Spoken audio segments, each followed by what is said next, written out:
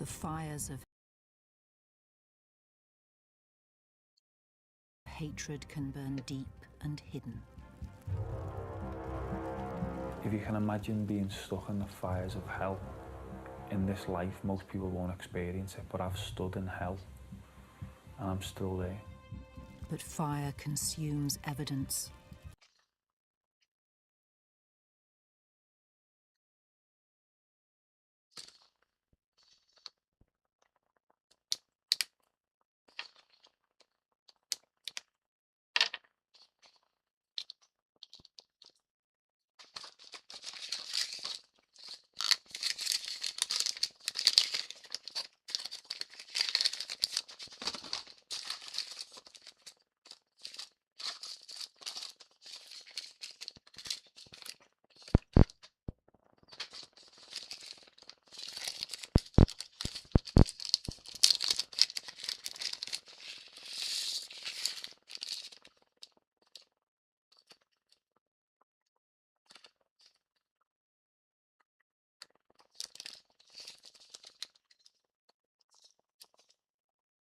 Can protect a killer. Can make it hard to distinguish rescuing hero from villain. That was the first funeral that I've ever been to. But this killer reckoned without breakthrough forensic technology, unleashed by Merseyside police. It was a tragedy and a very, very difficult investigation for my team to work on. This was a crime which was born of anger and resentment. It was really an expression of power. It was a way of saying, you think I'm a spent force, but I can do things which you can't even imagine. And the result was absolutely tragic.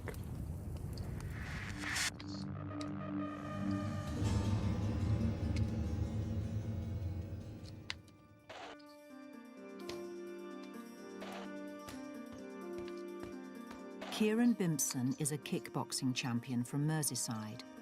So are all 5 of his brothers.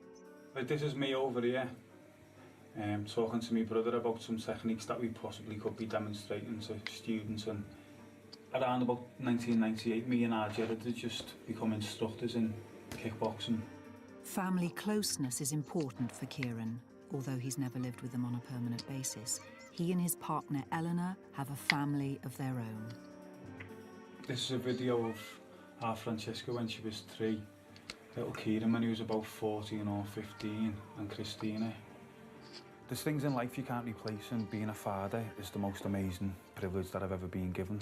I love my kids, I'm very protective over them, and in my life, I wanted the best for my kids.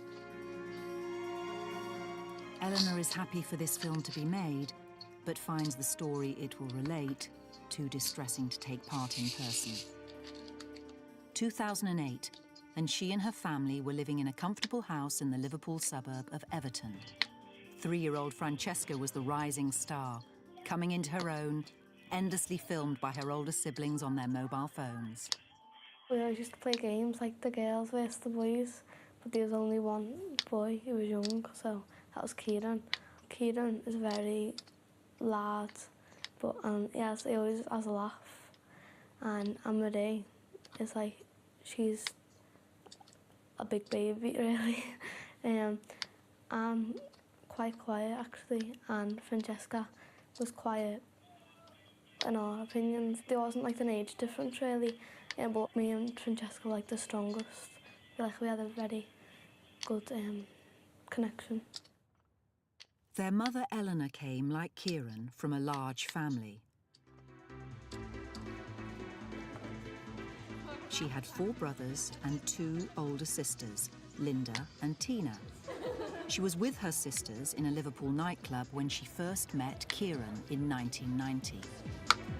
When I went over to her, she wasn't really interested, so my mates were goading me to, go and approach her again. Which I didn't do to the following week, and incidentally, she was in there again the following week. They began spending time together, including babysitting for her brother's child. She was only a little baby at the time, and you get quite maternal when you're around young babies, I think, and you start thinking to yourself, why don't we try for a baby? So it become a reality, you know. We decided to not get married because I don't think that having a ring on somebody's finger makes you love them anymore. I think your children create a bond with yourself and your partner, and it's flew 20 years and meeting her that night, you know. You never think when you meet someone that you're going to last with them that long. It's amazing. Eleanor continued to spend plenty of time with her sisters who lived nearby. Eleanor has always had an excellent relationship with her siblings.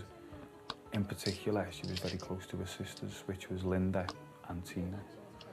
So in our house, we welcomed all of the family, as you do, and they in turn brought friends with them and partners. Yeah, that's true. Linda, in her 40s and with 2 grown-up children, was newly single. After 20 years, she'd split up with her husband and had more recently broken up with a boyfriend. She'd started looking for other people in her life to fill that gap of being in a relationship, and the characters that I seen Linda with were always strong characters, you know, quite Jack the lad, quite loud. In 2006, she met another man named Graham Heaps in a local supermarket. All right, girl. Oh, yeah. I know you, don't I? Yeah. Graham was about 40, lived with his mother in Everton, and worked as a labourer fitting out pubs. Give me number, but I'll tell you what, I drink in the brick, and I'm there most of the time if you come in and ask for me. Everyone knows me in there. You like little charmer. The pair met at the Breck pub, and their relationship developed. Yeah, one went. Just went to town, had something to eat and that, didn't we? And then went home. Linda brought Graham to Kieran and Eleanor's house, and he met the family. But the relationship did not immediately feel like it was permanent. Yeah, it's in town. Linda and Graham were quite complicated as a relationship. I didn't see him like proper. I didn't even know they were together really. I just thought they were friends, but I knew that they would be sort of together, but not actually together. Graham in particular, however, was keen on keeping the relationship alive. But it was late 2008, and something was to happen which would change lives forever and raise one vital question. Can you tell villain from hero?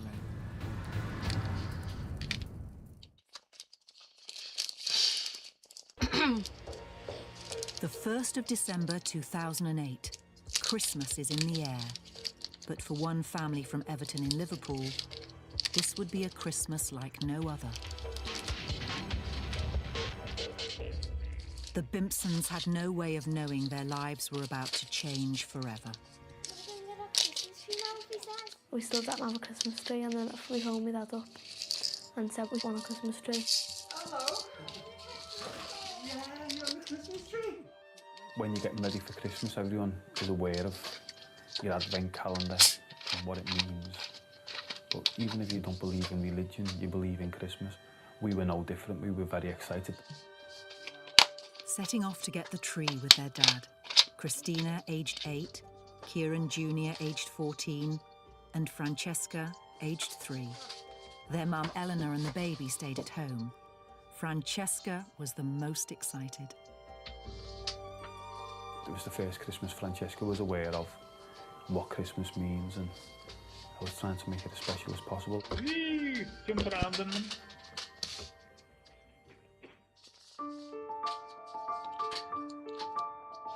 The children helped decorate the tree. Come on, Francesca. It's on you, mate. Come on. Exhausted, Francesca eventually fell asleep on the sofa. She and Christina shared a bed. I wanted to give some sweets and then choose to sleep. So I got in bed with her. On this occasion, Kieran was staying the night. By 11 p.m, everyone was in bed.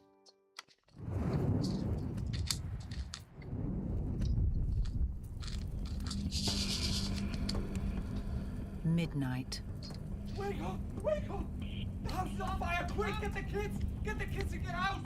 To be woken up, suffocating, disorientated, burning hot, thick, black, the hottest smoke. You can't breathe in, you can't breathe out, you can't see. Across the landing, 3-year-old Francesca was the first to wake. I woke up and she was standing next to my bed. And then I got up and I didn't know what was going on. And the first thing I done was grab her hand. And I was thinking should I put my blanket by my door to keep the smoke coming in, but then I thought, no, there's too much smoke in the room. To be in a situation where you're in that environment, terrifying, absolutely the most horrific thing. It was a living hell. Absolute horrendous, bright orange flames were halfway up the stairs. The landing to the children's bedroom was ablaze. Kieran knew he, Eleanor, and the baby needed oxygen. We were shocked, so we didn't have anything to say because we were too nervous. Kieran Jr. was in the room next to the girls. Mum! Dad! I was saying to myself, I've got to get round to the kids so that they can make an escape. The flames and smoke were impassable. Kieran knew the only way he could rescue the children on the far side of the house was to jump from the window. Pain shot up my legs, and I think at that point I'd sprained my ankles, but they weren't broken. And I squeezed my way along the wall, screaming hysterical, help, help, help. So I opened the back gate, and I remember seeing a figure at the end of the path, staring. And that figure was Graham Heaps, and I was screaming, help, help, help. Graham Heaps, Eleanor's sister Linda's recent boyfriend, lived within hearing distance of the screams. It seemed he'd already attempted a rescue. His face was burned and blackened. Frankie, Eleanor's brother, also arrived on the scene, alerted by a neighbour. And you know, I can only thank him for being such a hero, to run like a madman at the door, boot the front door in, and run through blazing flames up the staircase. Amazing, amazing man. Kieran Jr. made the decision to jump from his bedroom window. His sisters were still trapped. At this stage, I thought, I'll start making my way along the side of the fence onto the lower level roof, which was on top of the bay window. So then I let go of their hand to open the window because I heard people throwing stones at the window. And then I turned back to get her and she was gone. It was just smoke. I could only see smoke. So I pulled Christina by her shoulders and she seemed to jump into my arms as well at the same time. And as I turned to lower her, my feet gave way. And I remember falling. This time, both Kieran's ankles were broken. He was powerless to climb back up to rescue Francesca. Francesca sought refuge in the only place she could find, her bed. Across the landing, Eleanor's brother Frankie had fought his way to Eleanor's bedroom to rescue her and the baby. He chucked the baby out the window to one of the neighbours who caught the baby. He lowered Eleanor down through broken glass and cut her stomach open, lowering her down from the window by her arms. He has won a prestigious bravery award for that, but no amount of awards can thank him for, you know, what he done on that night. At this point, fire crews arrived, summoned by a neighbour who'd seen an arc of flame flying across the garden. Cameras fixed to the fire engines recorded the scene.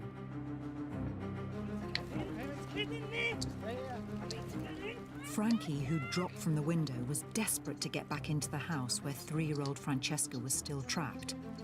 He was so determined to force his way into the inferno, police had to arrest him for a public order offence, but he was not charged. Firefighters fought through smoke and flames to get to Francesca's bedroom. The only thing I can describe as the most blackest, burnt remnants of my child was pulled out the house, and the only thing I recognised was her pyjamas. I was hysterical. Francesca was alive, but she'd been found lying on her bed with 90% burns. I don't know the pain she felt, I don't know what she was feeling as a person, but as a father, I felt that pain. And it's an unbearable pain, it's an unbearable thing for any human being to experience as a parent, but as a baby, the pain scale is off the scale.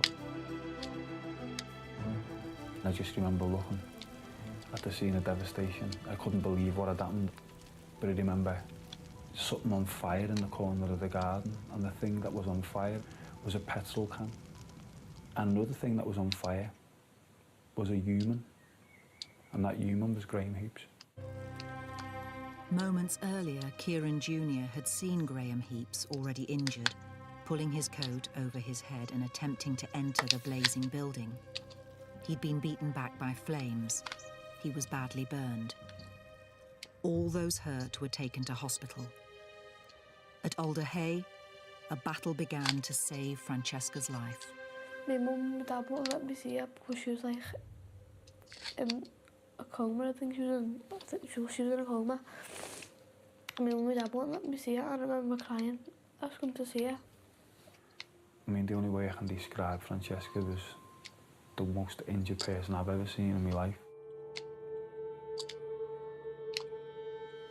She had endless skin grafts. They amputated her fingers, her toes, her ears, her scalp. Her eyelids had to be replaced, her whole face and everything, all grafted, brand new skin, and standing in intensive care, kissing her and whispering into her ears, which ended up being amputated in the end because they were too badly burned, that everything was going to be okay, and I knew in my heart that it wasn't going to be. Promising her that she'd be better, and hospitals make you better, and no matter what's happened to you, be strong, and I could see her trying so much.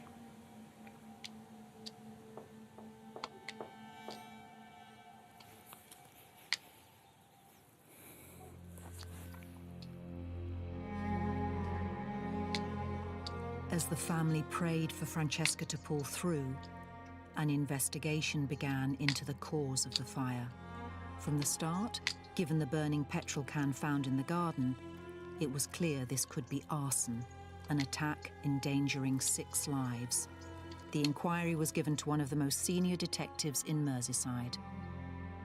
If this fire had been started deliberately, how, in the first instance, but more importantly, why? Why would somebody want to set fire to the house but kill the entire family? This would have been a mass murder. Fire investigators began a detailed examination of every inch of the burnt-out house.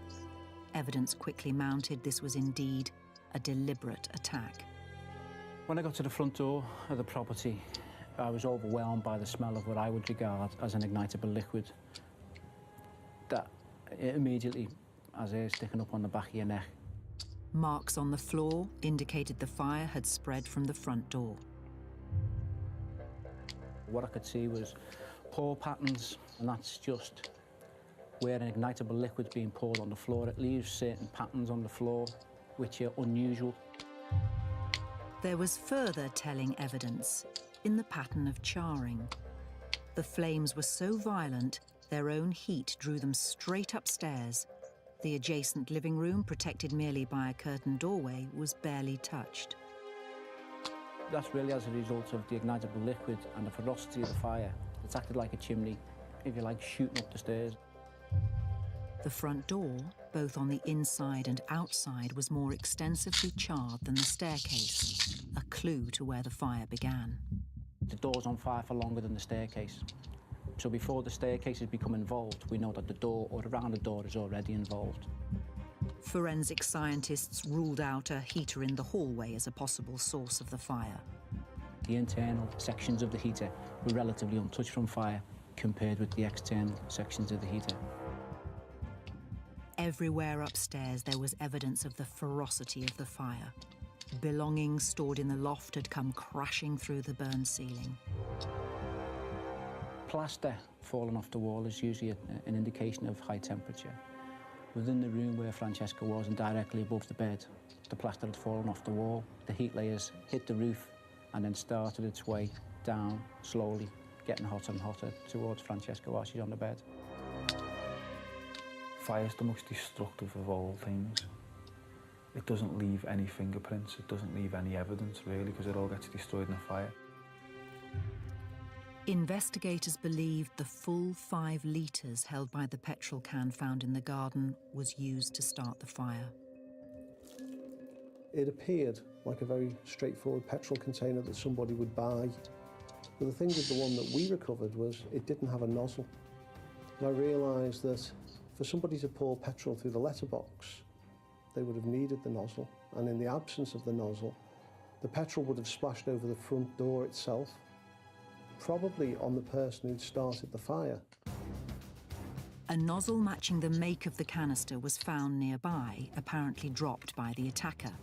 Without it, pouring the petrol could have taken minutes, allowing petrol fumes to mix with oxygen in the air.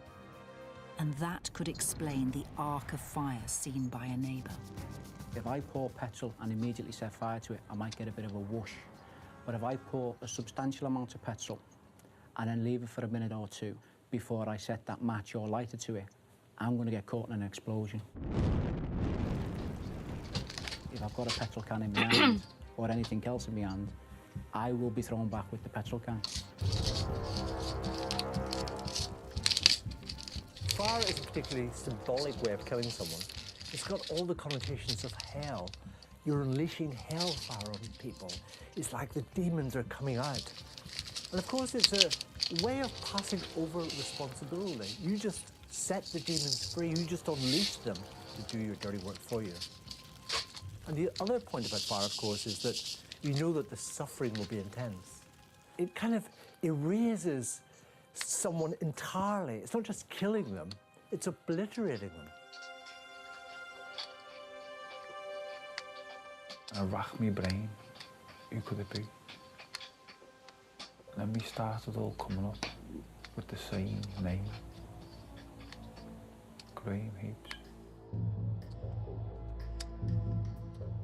Couldn't have been Graham because he was trying to help as far as we were concerned. Or was he?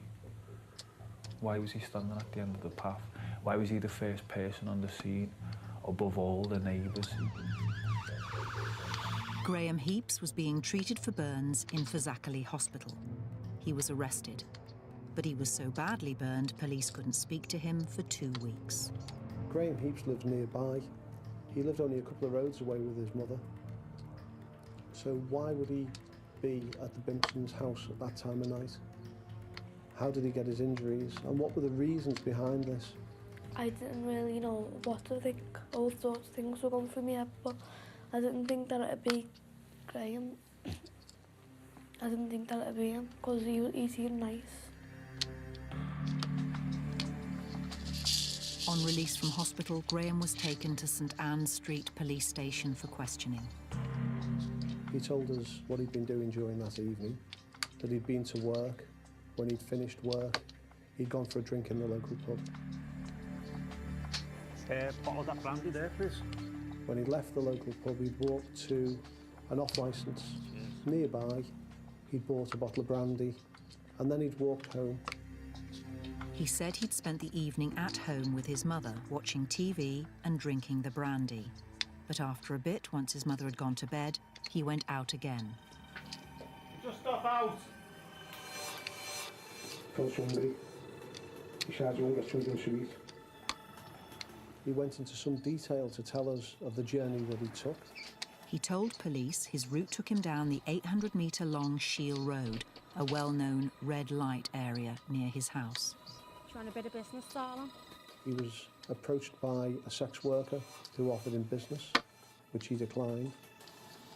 He later admitted he'd used prostitutes for 27 years. He told police on this occasion he fancied buying drugs instead. Seen a few young lads hanging around, one naturally wants to buy a weed, so bought £5 worth of cannabis. He said he then went to the Chippy, where he bought a £1/4 burger with cheese, onions, tomatoes and chilli sauce, then set off on the 1 kilometre walk home. Got back to the bottom of the road where I turned to walk into my street. Ellen screaming Francesca, shot into the close, seen the flames coming out of the door, and ran into the house.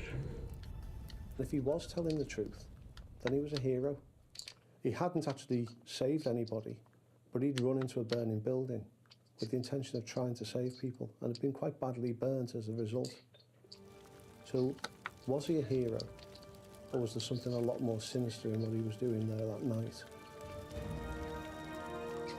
To answer this question, Merseyside police were to call in some extraordinary forensic expertise and a groundbreaking new technique. And something was about to happen which dramatically and tragically would raise the stakes in this case. A little bit more chup-chup. After an arson attack on her Liverpool home, which could have wiped out her entire family, 3-year-old Francesca Bimpson had been taken to hospital with 90% burns. 3 weeks later, her family were asked to go to intensive care at Alder Hey Hospital. I thought she'd be alright and I got a necklace to give to her. Little boost, that. And then my mum came into the waiting room and told us. There's not more they could do, so they unplugged all the machines and just left it with all the wires on it, and then just give it to me and Naomi. I just remember it. Just passing away in our hour. I still, like, my heart feels like it's going to stop even explaining to you how bad it was. Such a brave little, tiny little precious thing.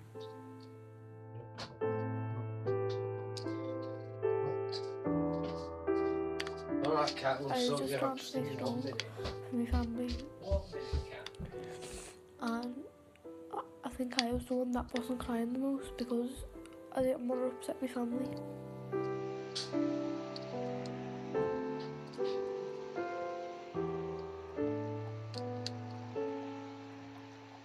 Remember, it was a clear day and a funeral. We had a horse-drawn carriage. The best of the best, because we wanted her to have a funeral fitting a princess. A perfect, calm, lovely day turned into the most biggest snowflakes and the most gorgeous farewell. It's like the heavens were crying with snow. And she got carried in the pink coffin. That was the first funeral that I've ever been to. I wasn't just sad because I knew crying wouldn't do nothing.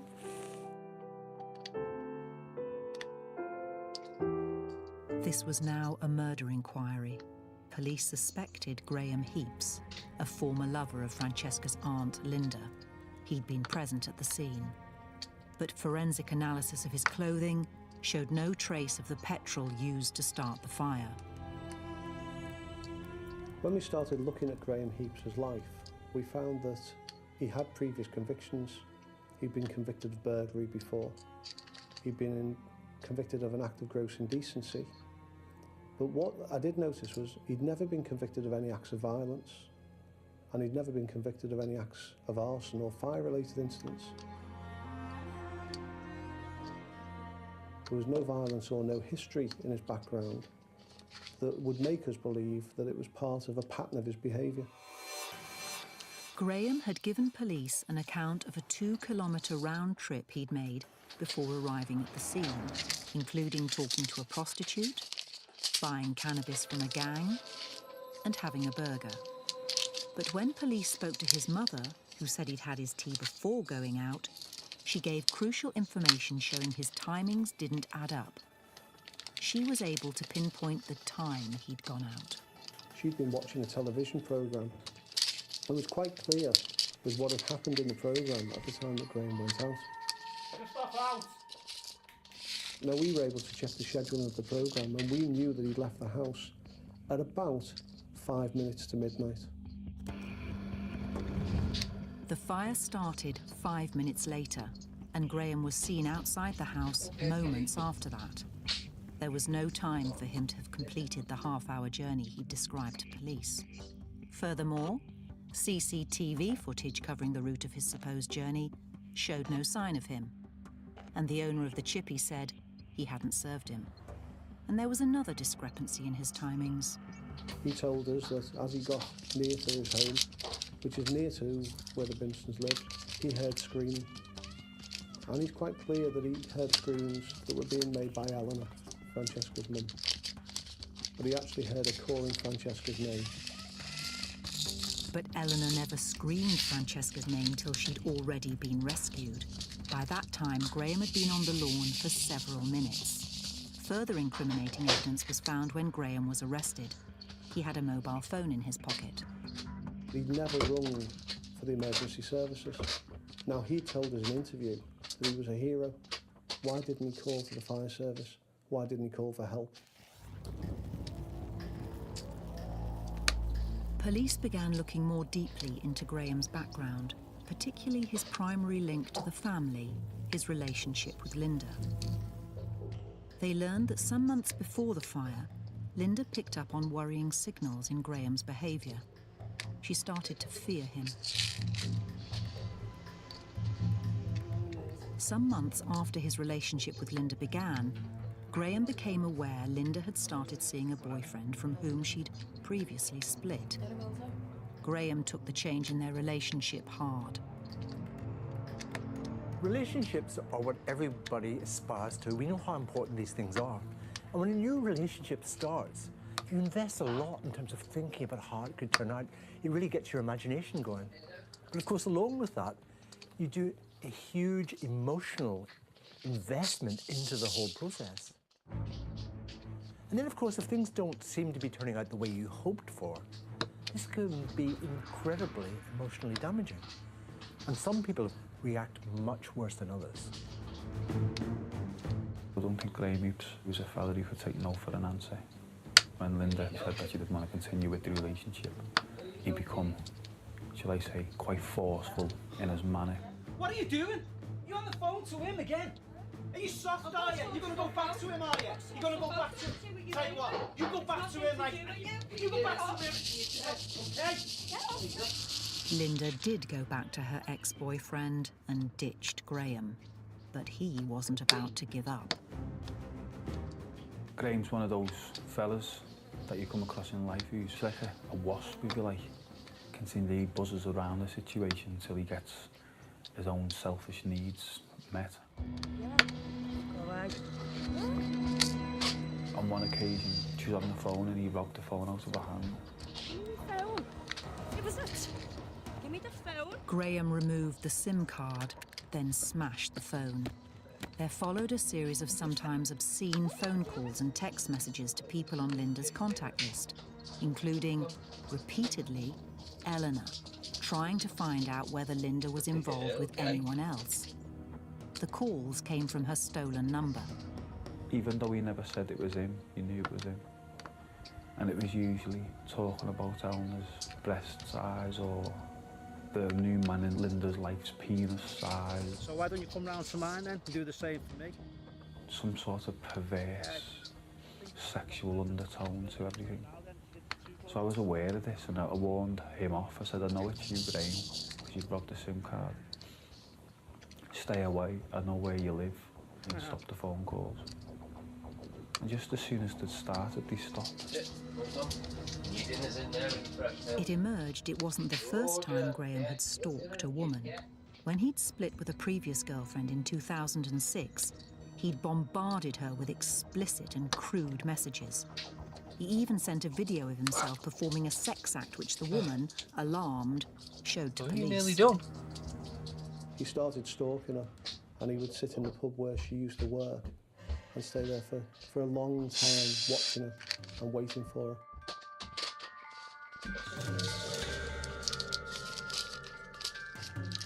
Once, he hid outside the pub and waited for her. The woman's boss was worried for her safety and called a taxi to take her home. When the woman began a new relationship, Graham started sending threatening messages. More and more jealous, he knocked on the door of the boyfriend. Yeah? Sorry, wrong address. Oh, right, okay. Stalking is all about obsessive behaviour, and one of the commonest types of stalking is when people are rejected by their partner. and they simply can't deal with it. Now, why can't they deal with it? Because relationships are so important to us, and people feel kind of shame and embarrassment when they're rejected. So some people manage to turn that into anger and rage against the person. And what they're saying to the person is that you might think I'm no longer part of your life, but think again. And they invade their personal space, their personal time. They will send images of themselves to say, look, I know you cannot stop thinking about me. I'm going to make sure there are images in your head. Just think about this. So it's a way of dealing with your emotional feelings in an irrational way. Linda, you don't mean it. Just leave it. No, I've had enough. You know we were meant to be I've had together. enough. Never mind. Come on, Just go. What are you saying that for? You don't even mean it. There was one message from the time Graham was with Linda which took on significance following the fire. I don't want it in a couple of weeks. Of course I can't. I want my money. He'd got into an argument over money with Linda's relative, Lee. Get me money, right? Get it. Later, Graham sent Lee a text which said he'd burn Lee and his family in their beds if Lee didn't pay back money owed. Graham was still living with his mother round the corner from the Bimpsons. Kieran heard he was back drinking at the Derby pub. He warned police Graham should be moved for his own safety. Rumours were rife in the local area that Graham Heaps was out and about, even though he was #1 suspect. The local community was starting to become a bit of a lynch mob, shall we say. Police advised Graham to move in with friends in a tower block in the adjacent area of Old Swan. There was a lot of tension in the community as a result of the fire. But after Francesca died on the 23rd of December, the tension became incredible. People in the community believed that he was responsible for Francesca's death. We advised him to move away from the area to a secret location in South Wales. We believed that he was responsible, but at this stage we didn't have enough evidence. But that was about to change. Previously, it had not been possible to prove there were traces of petrol on Graham's clothing. But after a TV appeal, a woman from a chemical analysis company came forward to tell detectives about groundbreaking new technology. She said her scientists would be able to find minute traces of petrol additives, even if the petrol itself had burned. They were able to prove to us Graham Heaps had petrol on the front of his trousers and on his training shoes. But importantly, they were able to tell us that it was splashed on his clothes in such a way that as he'd thrown petrol through the letterbox, the petrol had splashed back from the letterbox and onto his clothing. The location of the splashes on Graham's clothing coincided with burns on his body, and the scientists were able to identify the exact brand of petrol used. Each brand has unique additives, and each additive leaves a distinctive residue. They were also able to tell us that the petrol on his clothes was the same as the petrol in the can that was used to cause the fire, and from the mat and from the scene of the fire. At this stage, we knew that Graham Heaps was responsible for pouring the petrol through the letterbox, and as a result of which he got petrol on his clothes. This was a compelling link, but Merseyside police still needed to prove Graham had ignited the petrol. They hoped his burns may provide further evidence. Photos taken immediately after the fire were sent to an expert in London. The burns of the face were really quite different from those at the arms and legs. The burns at the face were relatively I'm going to be superficial doing a and had puzzle after features. this one.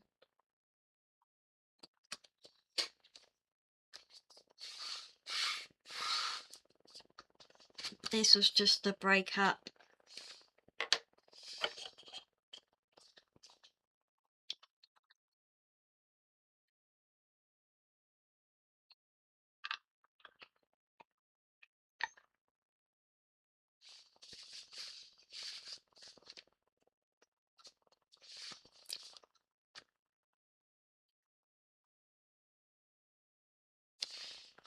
Mm-hmm.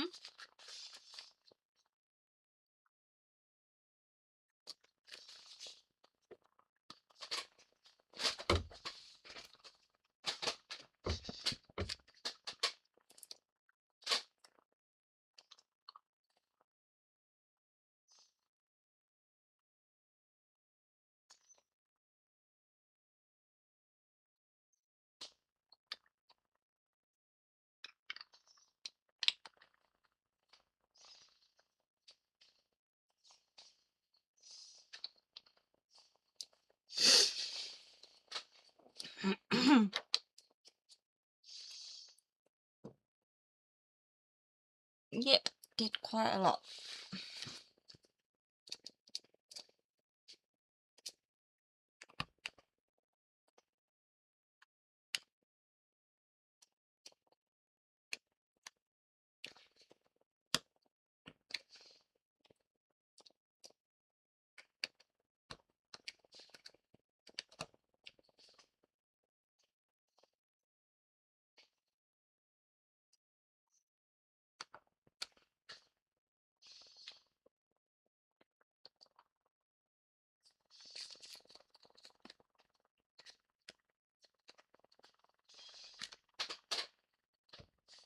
Na na na na na na na na na na na na na.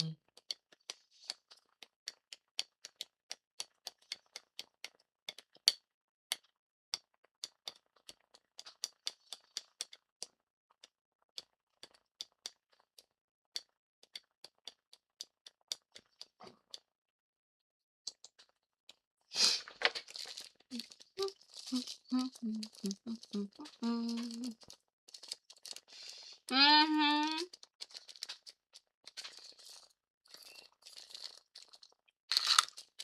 tend to do that a lot.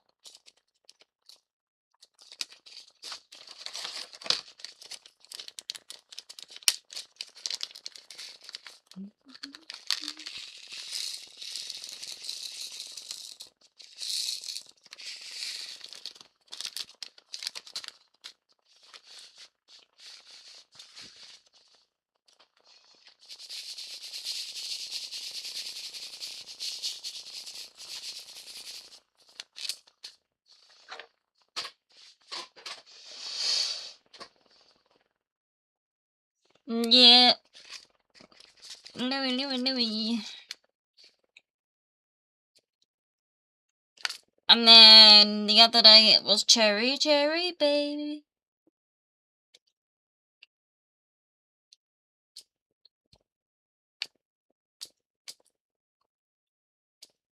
Cherry lady.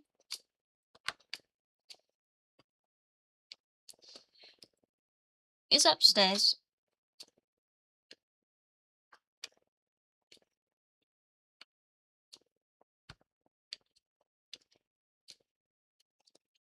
I'm gonna go on his game.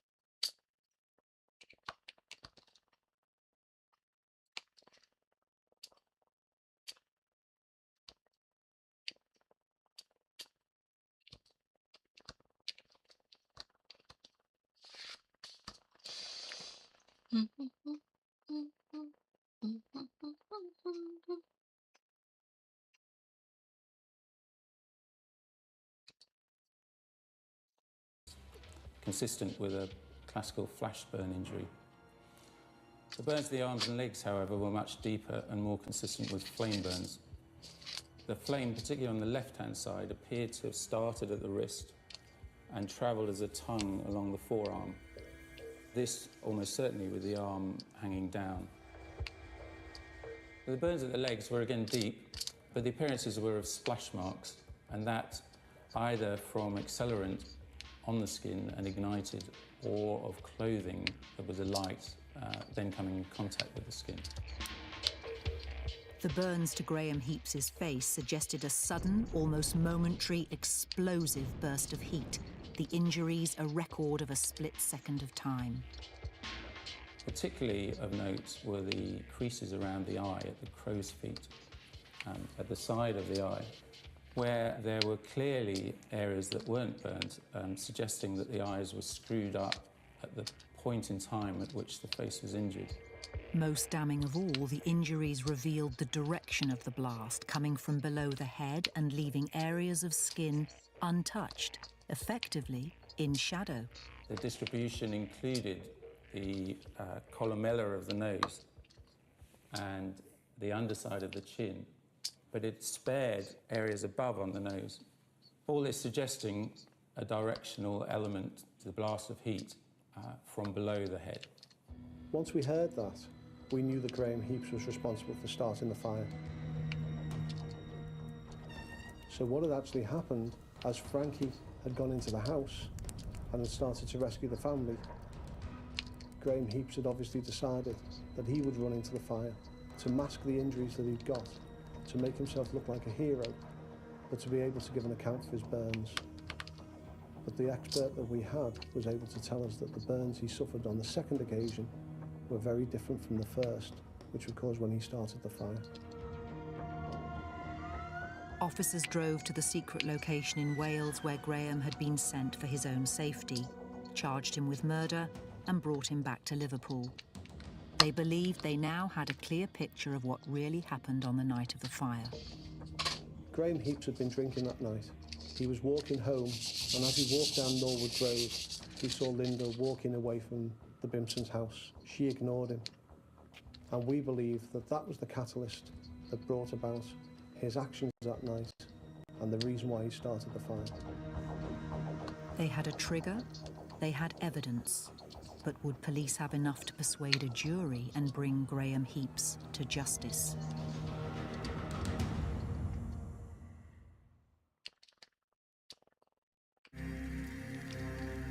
Graham Heaps had been charged with murder following an arson attack on an entire family in which 3-year-old Francesca Bimpson received fatal injuries.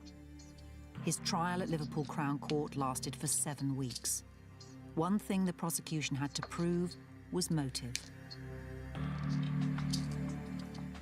He'd had a number of relationships that he'd been rejected, but he was really troubled by the relationship with Linda and the breakdown of that relationship.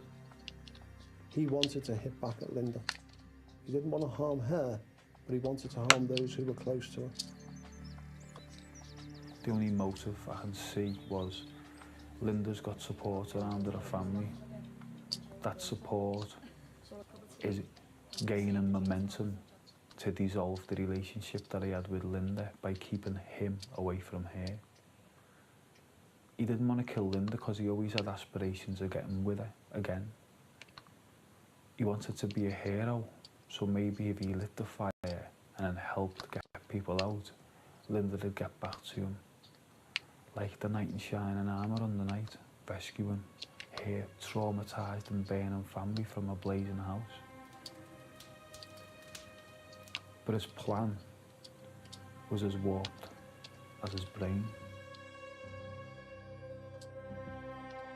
Sometimes you can understand pure evil in psychological terms. This was a story about someone who was rejected and responded in a particular way. He thought that the world thought of him as a weak person, a person who could be ignored. And he was determined to show the world that he couldn't be ignored and that he still had power. And he exerted that power in the only way he thought that he could. Throughout his trial, Graham remained impassive, studying legal documents, sucking his pen. I got to the stage where I was fed up looking at his weasel face. I took you a wrap out. You And I finish started that chicken becoming off, more yeah? and more agitated. It took the jury 3 Oh, I was and a playing half Assassin's hours Creed. to find Graham Messing guilty. about with a computer. The judge said this was a cowardly attack Ah, bruv. motivated by sheer spite. Graham was sentenced to a minimum of 28 years. I remember him getting sentenced, and instead of breaking down in tears and screaming, an innocent man, he just said three words: "Thank you." Trying to get that fucking And at star that field. stage, I had police all around me, hands on my thighs, hands on my arms, stopping me from getting to it. It's always difficult to investigate the murder of a child, but at the end of the investigation, it was satisfying to convict Graham Heaps and to bring some degree of closure to the family, knowing that he was convicted for Francesca's murder. For the surviving members of the family, that wasn't the end of the tragedy. Kieran and Eleanor have split up, their relationship unable to cope with the grief of Francesca's death. There's always family left behind that try and make sense of the aftermath of the loss of a loved one. And me and Eleanor still, to this day, feel the loss of our lovely daughter, Francesca. And everything we've ever known as normal as a couple will never be normal again. And I suppose what made us split up, finish our relationship together, it's the loss, it's the blame, it's the guilt.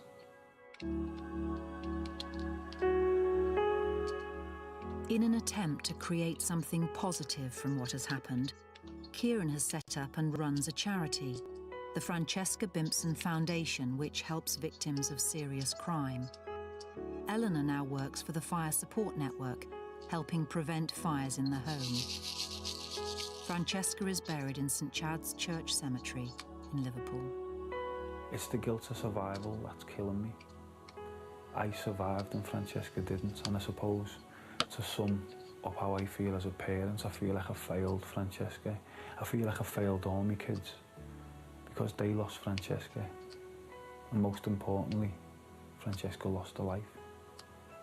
I lost my daughter, Christina, Kieran, Anne-Marie, Eleanor.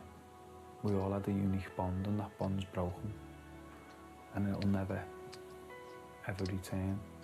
He has turned the family into, we've lost a member of the family, and me and my dad are together. And if he didn't do what he did, then everyone would just be happy like it was then.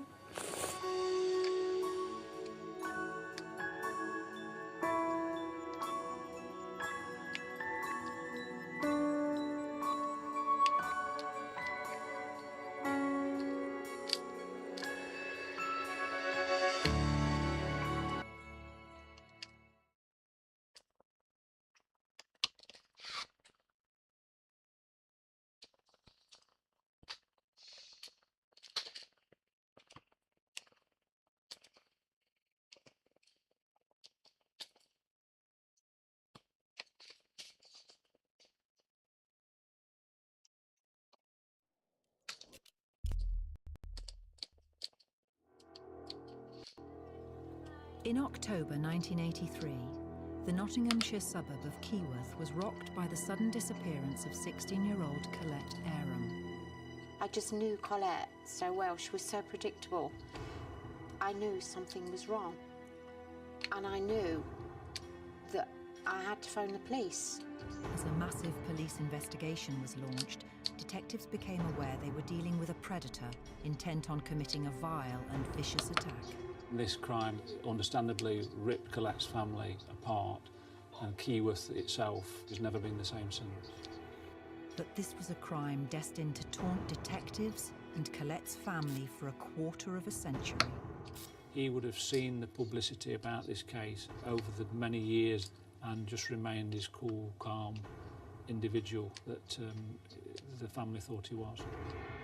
I feel like I've been punished. He was getting on with his life as far as I could see, whereas he destroyed ours. He destroyed my family, he destroyed my marriage. But Nottinghamshire police remained determined to catch Colette's killer, however long it took.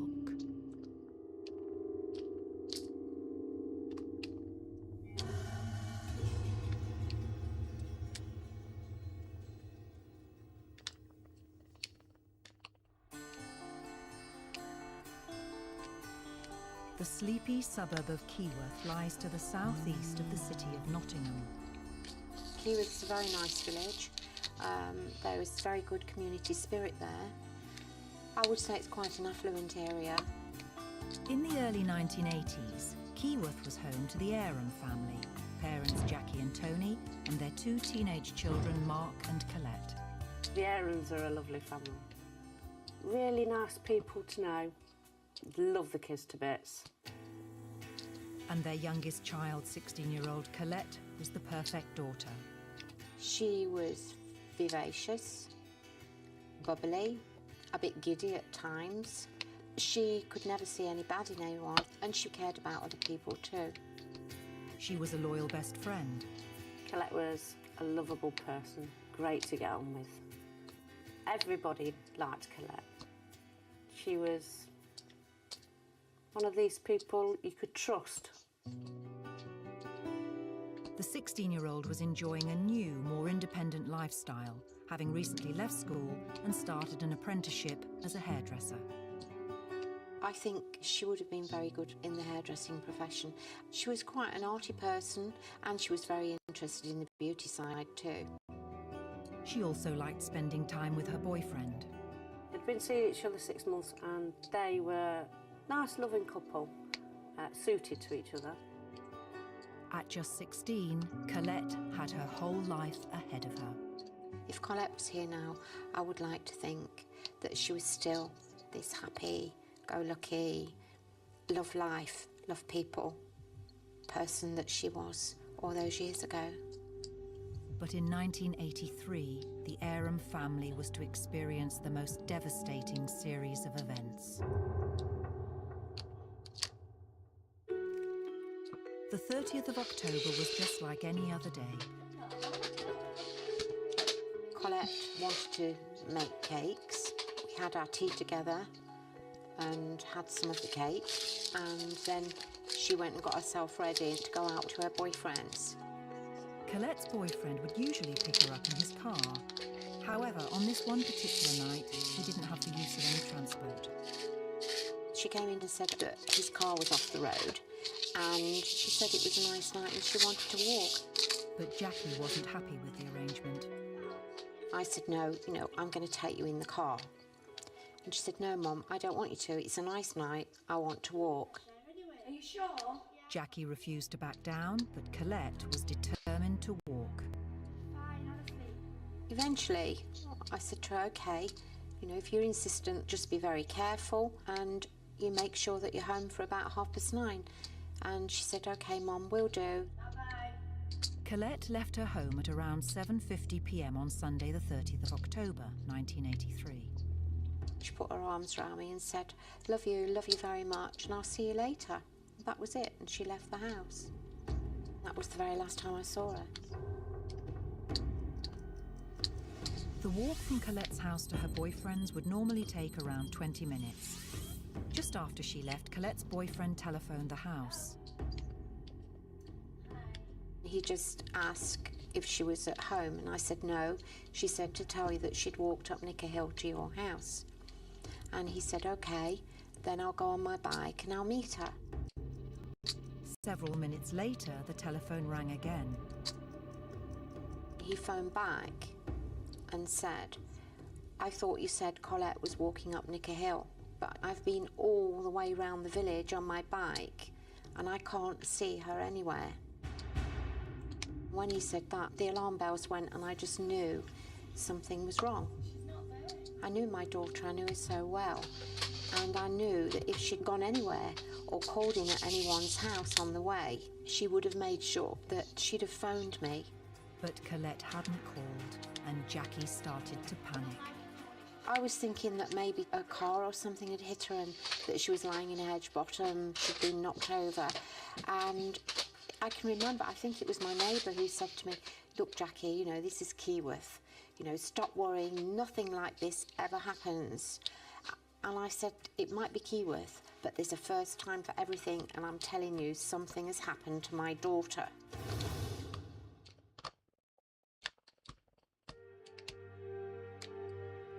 On Sunday, the 30th of October 1983, 16-year-old hairdresser Colette Aram set out on a simple journey, a 20-minute walk to her boyfriend's house. But when she failed to appear, Colette's boyfriend was instantly concerned and raised the alarm. I said to my husband, "There's something wrong. Colette hasn't arrived at the boyfriend's house and he can't see her anywhere in the village." And I said, "We need to phone the police." Jackie telephoned the police to report her daughter missing. Please, please. I didn't feel awkward, I didn't feel embarrassed or anything. I just said, "She's missing, she hasn't arrived at where she was supposed to be."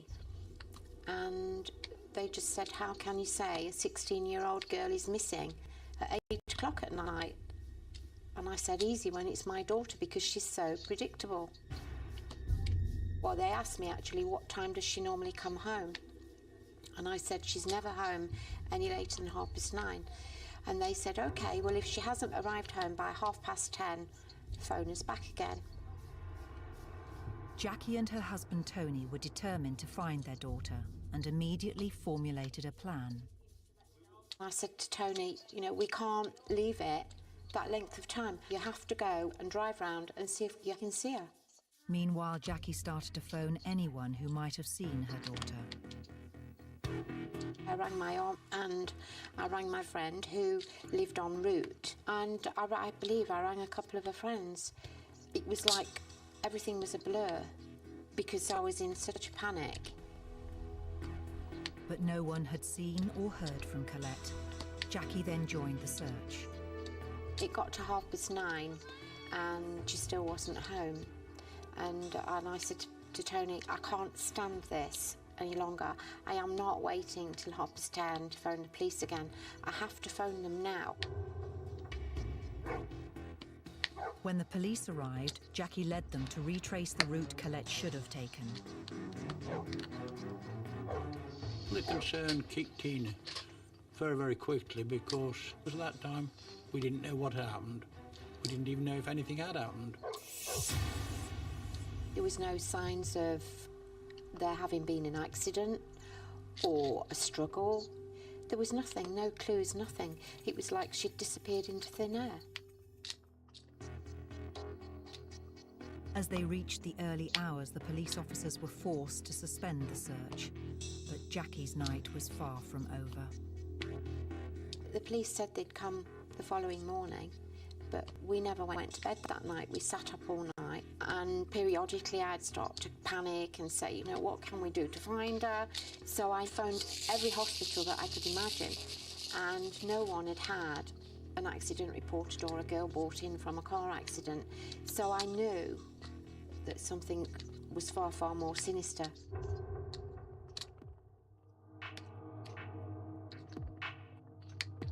Early the next morning, a local man began his drive to work. A businessman who was just going to a local farm saw what he thought was something suspicious in one of the fields as he went along. The man turned his car around and drove back down the lane to investigate. He wasn't sure what he'd seen, but he suspected he'd seen a body in the field. The man stopped his car. He saw what appeared to be a naked girl laying in the field. Quite clearly, she was dead. The businessman did not know the girl, but her name would haunt him forever. He had just discovered the lifeless body of 16-year-old hairdresser Colette Aram.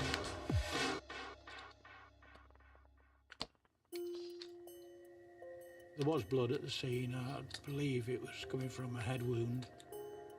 It was clear that she had suffered a sexual assault. Overall, it was not a pleasant sight. Colette had been found just off Thirlby Lane, less than 2 miles from her home. Whilst the detectives were securing the crime scene, Colette's brother and grandfather arrived.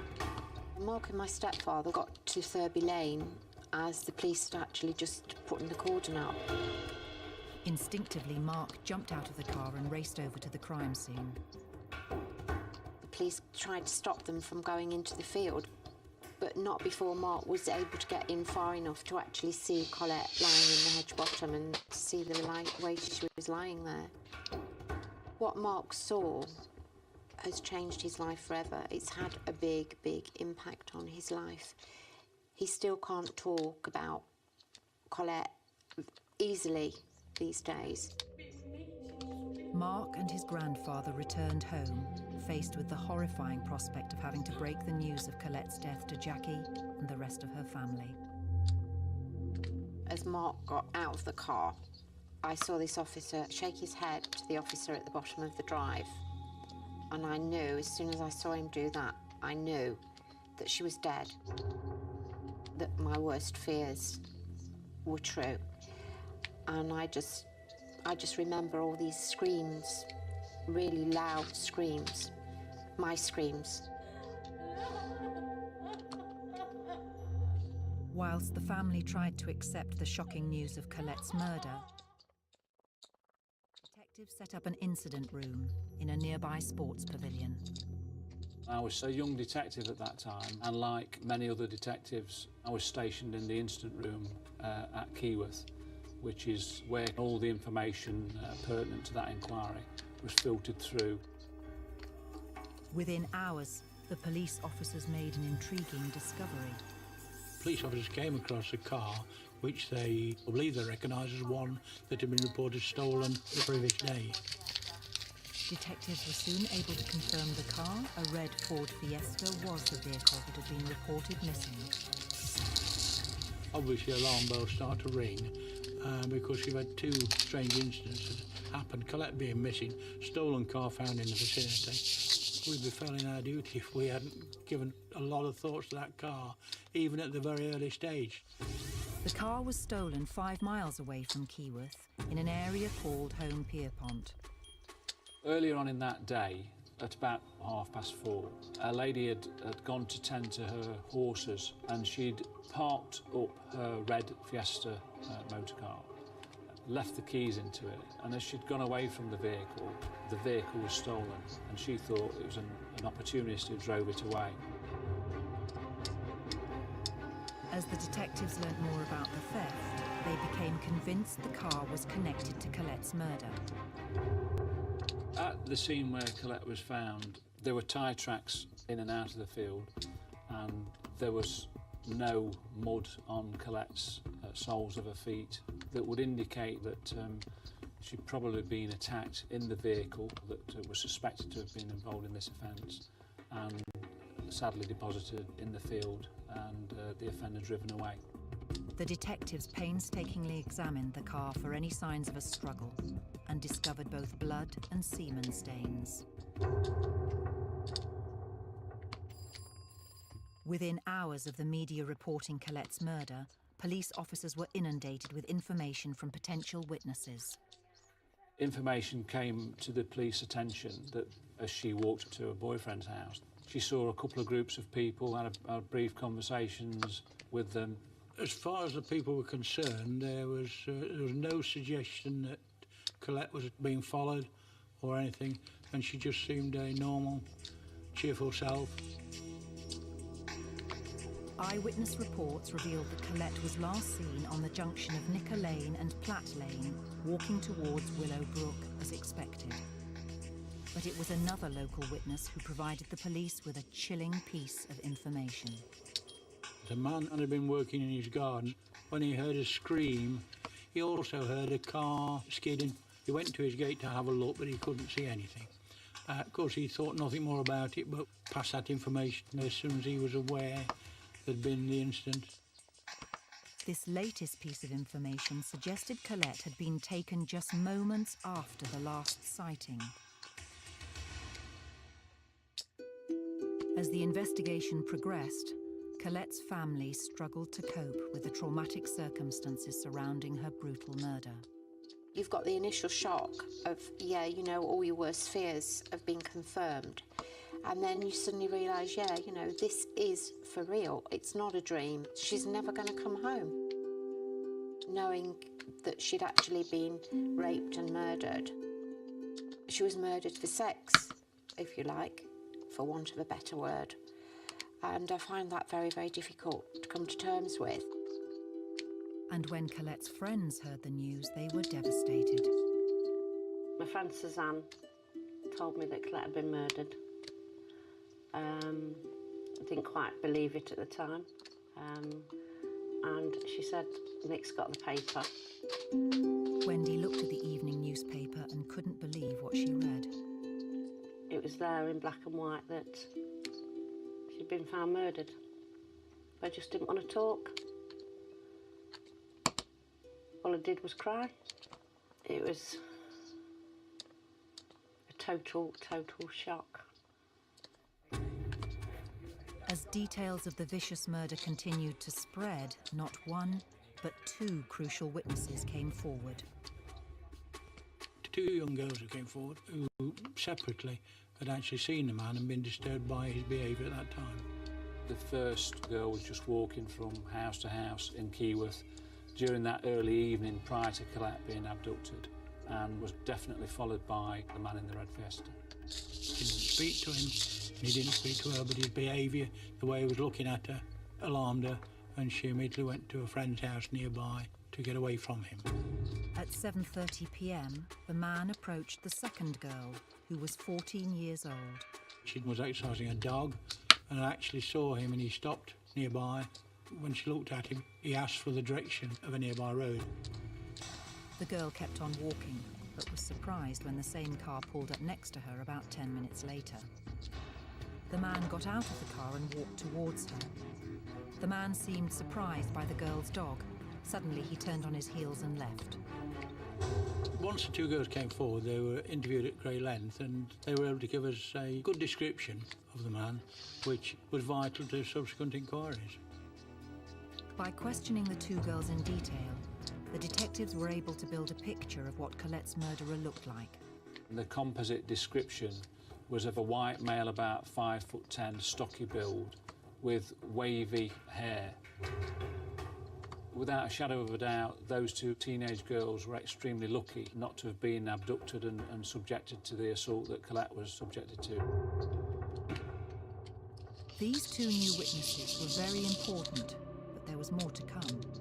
Detectives were about to speak to the investigation's most important eyewitness, whose testimony was to prove vital.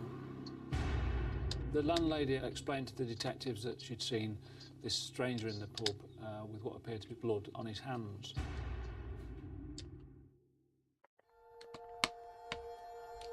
On the evening of Sunday the 30th of October 1983, 16-year-old Colette Aram disappeared as she walked to her boyfriend's house.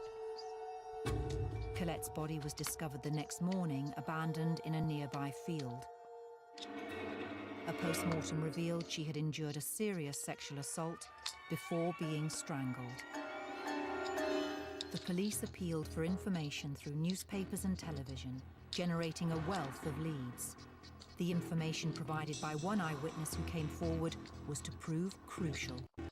The landlady from the Generous Britain Public House at Costock told the police that a stranger had visited the pub on Sunday the 30th of October between about 8:50 and 9:15 p.m. The man explained he was in the area to visit a friend that had lost.